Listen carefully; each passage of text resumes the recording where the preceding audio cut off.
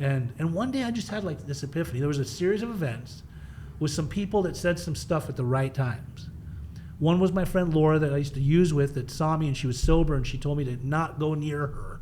I'm like, why? She goes, because you're fucked up. And like, I'm sober now and I hold my sobriety close to my heart. You want to get sober? You could be in my life. I'm like, you hurt my feelings, Laura. She goes, I don't care. Like, this is more important to me. Between her, this guy named Disco that was in Rogie's circle that had just got out of rehab, and another guy, these people told me things that made me think, just like go in the direction of it's time to get help. So what am I supposed to do? How do I go about this? I'd been homeless for 7 months. I didn't know what. I called my mom, right? Like, and mom at that time was getting very educated, if you will. Right. Like she was a member of Al-Anon. Oh, okay. Right? Like Yeah. she was Yeah. probably a brown belt at the time. Right. So she answered the phone and talked to me differently than the Persian mom I used to pull the wool over her eyes, Yeah. right?